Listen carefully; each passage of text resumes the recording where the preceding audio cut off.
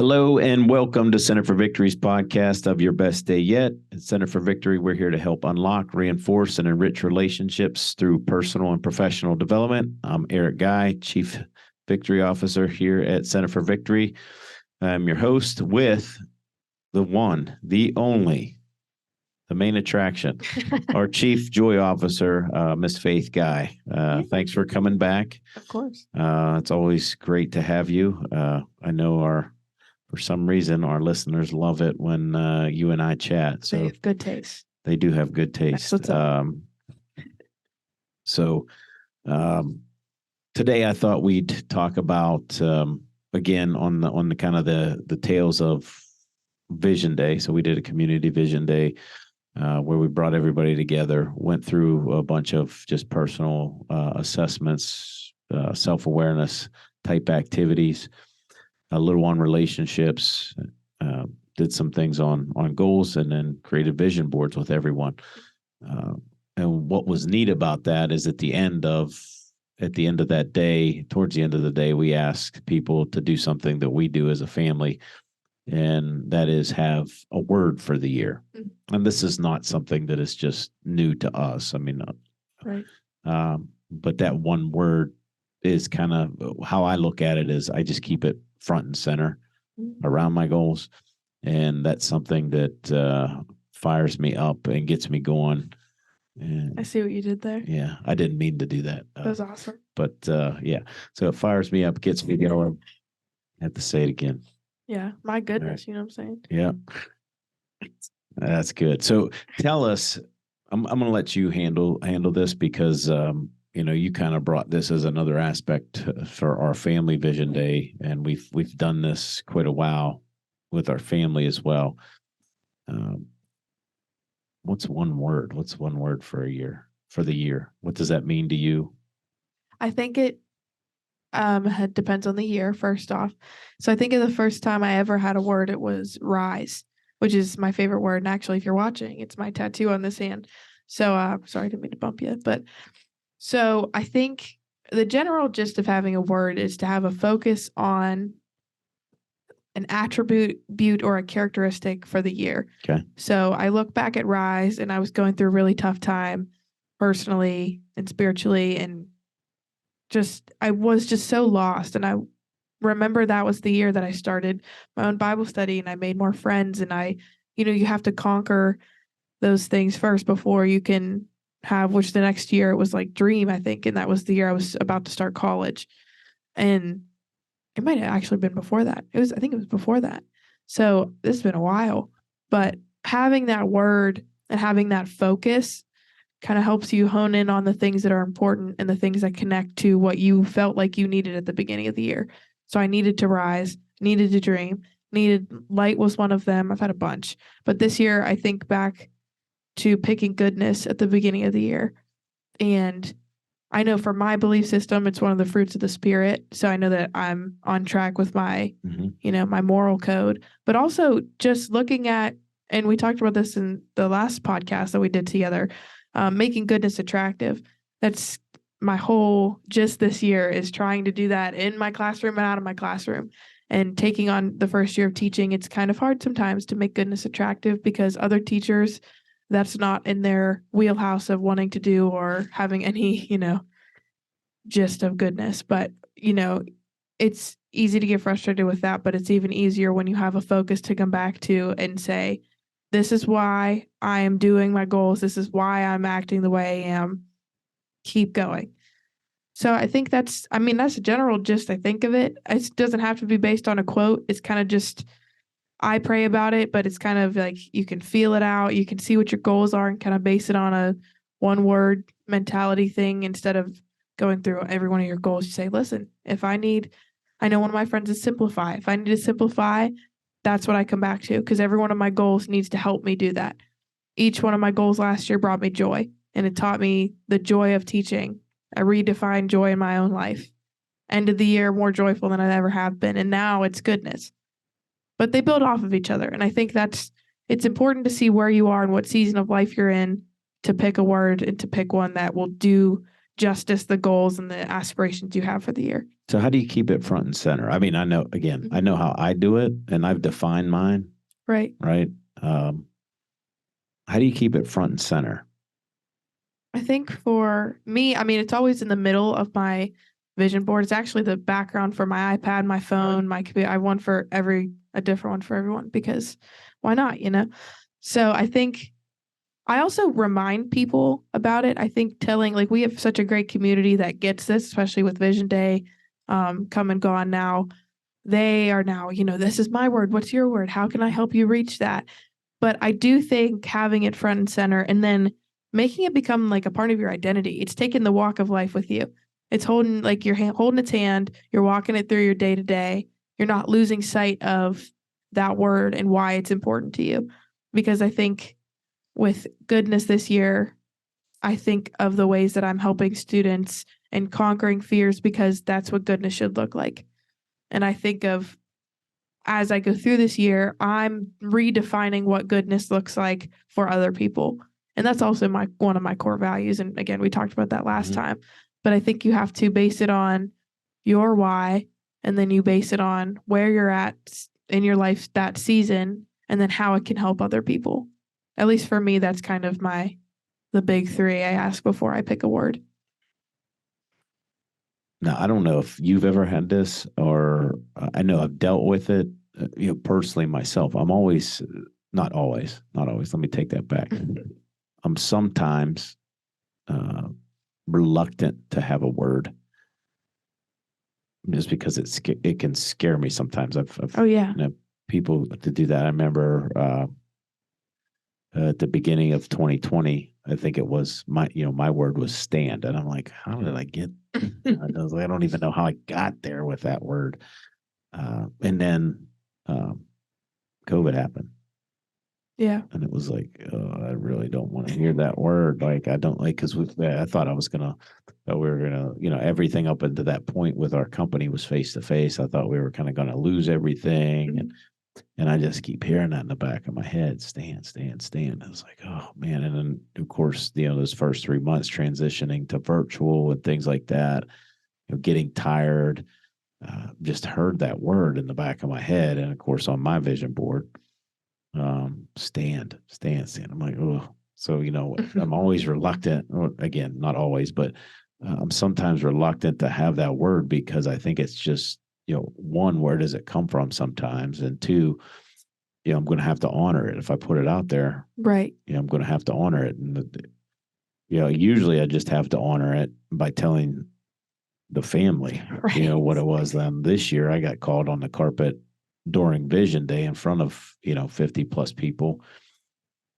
I was explaining the one word, and they're like, well, what's yours? And so I had to tell it to everybody. I'm like, whoa. Which is? Fire. And which is awesome. Yeah. And so the explanation about that is, I'm not like going to go set the forest on fire. Yeah, that's probably good. But I kind of am. Like, that's what I want. I want to get back to figuratively what, really inside me, what drives me, what burns that fire, and not just in me, but, one of those things, and is, with your mother, is just what's that next step for us? Like, building that fire between us and growing even closer together, doing it for you guys. I mean, I want to see you. I want my fire to be so bright that it just ignites all of you, that it just, I mean, you just get fired up too. And then, with my friends, I want to be able to help ignite them. I don't want to be a spark, man. I just want to be like a flame, kind of much like the flamethrower that I have. Yeah, which is perfect. You're just looking at it one day, not, and you're like, not a little match anymore. Yeah, no, right? You want what the flamethrower has. I want 300,000 BTUs of flame, right? And just to use it in a good way, because I think, every once in a while we just, play it safe, and then, to really say in front of people, that's my word, and explain it. It's like, oh, now I got to live up to it. Right. Yeah. So, I like it. I wasn't so sure about it years ago. It's like, okay, it's just a word. But, when you keep it front and center, and put meaning around it. Mhm. And that's the meaning I have. I mean, I have, on my vision board, I have my word, but I have those three definitions that I gave you. Right. So I'm looking at it every morning. I too have it on my background on my iPad. So I'm looking at it when I'm traveling and just remembering it as a reminder to like, this is what you committed to. Mhm. All right. And it's going to take some work. And there are things that are going to come up that are going to cause you to retreat, and you got to push forward. You got to stir a fire, right? You got Yeah. to fan the flame and get going. So, And going back to 2020, I think my word that year, I don't know if that was the Thrive year or not, but I know that it was close to that. It's either that year or my freshman year of college. And I remember getting that word and being like, come on, seriously. yeah. Because I mean, those are two of, COVID and freshman year kind of coincide now. But because it was when I was first at Messiah, because I used to start on our dorm floor. We had Thrive Thursday, and I'd write it on our little dry Mhm. erase board. And then more people started joining in. And even though I was miserable at first when I started that, it kind of got me thinking. And I think that's the cool part about a word is sometimes you don't know for months. It could be the last month. My word was light for a while. And I remember I watched, it sounds so stupid, but I watched the Mary Poppins movie, and it was the scene where I think his name's Jack in the movie. He's like dancing around the light post. Mhm. And it like that moment where it was like the light in the darkness, like you are called to be the light in the darkness. I was Yeah. like, oh my gosh, I get it. I get why this whole year happened the way it did. It's not supposed to make sense at first. It's really not, I don't think. And I think it's supposed to scare you because that's what a good goal is. And I think of when you talk about like a BHAG, like a big, hairy, audacious goal, that's kind of what the word is. It's this like looming word over you. It's like, you can do this and you will. It's just a matter of, are you ready for it? And you have to be, because if you're not, then that's kind of like a whack in the face. So oh, sorry, go ahead. No, that's good. Go ahead. No, I was just going to say, so if somebody's just listening to this, they're hearing it for the first time, Right. like, how do I come up with a word? Or should I? I mean, Yeah, I think the answer to that's yes, but absolutely. I mean, I think and I'm also a words person. So I think for me, this was kind of easy for me mhm. at first, because it was like, oh, a word, I didn't think of the big picture of like, oh, I actually have to live up to that. It was just, oh, it's a word. I love words. Like that was great. And I think certain words I've picked up throughout the years have become a part of my identity. Every word that I've had every year has become one of my favorites. It makes me smile every time I hear it. And we did this with our students, I think the beginning of January, and one of them picked Rise. And I was like, why'd you pick Rise? And they're like, I don't know. And I was like, that's kind of how it feels, right? Like you kind of don't really know, but you have to start somewhere. Even, I forget, there were like Grow, and my name was like Faith was one of them. I was like, that kid's my favorite. But Yeah. You just have to start somewhere. There's no right answer. That's Right. the scary part, but that's also the exciting part, is that there's no right answer. You just have to start.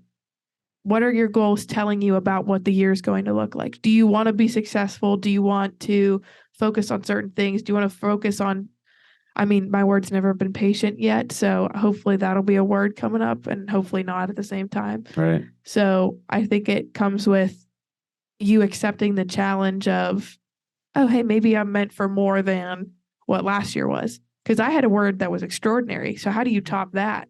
Well, joy topped that. And then goodness is going to top that again. Like it's just, and it's my perspective on life too, that is changing with every word. Because there's extraordinary in ordinary things. And Mhm. there's joy in everything that I do because I choose to be joyful. And I can make goodness attractive, and it doesn't have to be as hard because my perspective and my goals will push me there. Is there anything that you do to reinforce your word? Like, I know what I do. You tell people. Yeah, I tell people, but too, I've been stepping it up. I mean, I've got a playlist that's on my word, and that there's fire in the title of each of those so songs, and I listen to it every morning. So that's when I get done exercising and when I do my stretching, I listen to those songs every morning. I like that. And it just reminds me, because this one's probably is the scariest so far. I think for me, it's just like, okay, I know there's more there, and I need that in my environment, and I know I want to do that for other people. So that's how I reinforce it. But I think, yeah. And I think back to last year, because last year was the best year of my life ever. And it was joy. And I remember when I first got that, I was like, crap, I don't even, joy seems so simple, but it's like trying to be happy all the time. Like some people just aren't happy all the time because they choose not to be. And joy was so scary because I had to learn the joy of what I wanted to do in the future. I had to student teach with Right.